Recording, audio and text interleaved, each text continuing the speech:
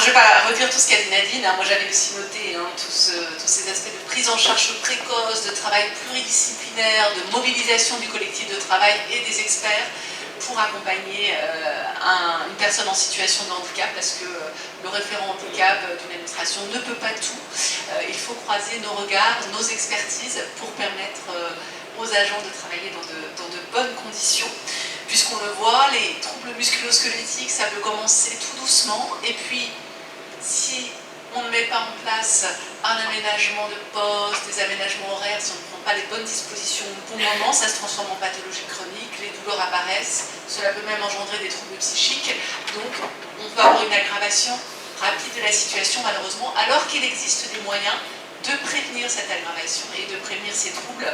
Et les tables rondes de ce matin avaient vraiment pour objectif, voilà, de diffuser de l'information, de la connaissance et de vous montrer tous les partenaires qui existent sur votre territoire. Moi, qui ai une grande richesse d'expertise, beaucoup travaillent déjà ensemble, il y a beaucoup de dispositifs que vous pouvez mobiliser, et si on mobilise le bon dispositif au bon moment pour l'agent concerné, eh bien, on lui permet vraiment de travailler dans de bonnes conditions et surtout de continuer à travailler.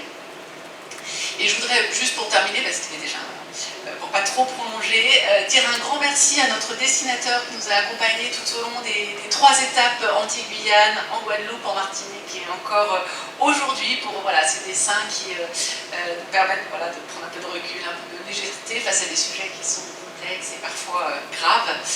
Je voudrais aussi beaucoup remercier les intervenants de ce matin et les personnes qui ont témoigné. C'est pas facile de parler de soi devant un tel public, donc merci à vous d'avoir eu le courage de prendre la parole. Je pense que c'est important qu'on entende, au-delà des experts, des spécialistes, les personnes elles-mêmes directement concernées avec leurs difficultés, des expériences réussies, d'autres moins réussies, mais c'est la vie et l'important c'est de progresser.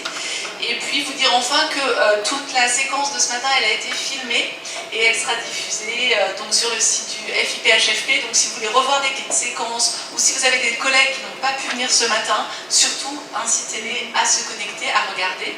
Aujourd'hui nous avons parlé des troubles musculo-squelettiques, mais sur le site du FIPHFP qui vous a été présenté tout à l'heure, vous pourrez voir toutes les étapes du Tour de France avec d'autres handicaps invisibles qui peuvent aussi vous concerner vos collègues. Donc n'hésitez pas à aller sur ce site pour y trouver l'information dont vous avez besoin.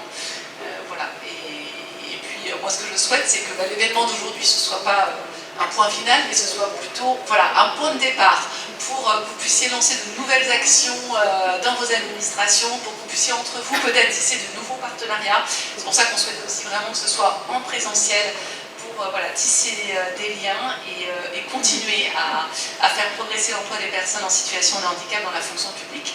Et puis je vous invite à continuer autour du buffet d'un moment convivial qui sera une nouvelle occasion d'échange. Si vous avez aussi des questions à poser aux uns et aux autres, profitez-en, on est là pour vous.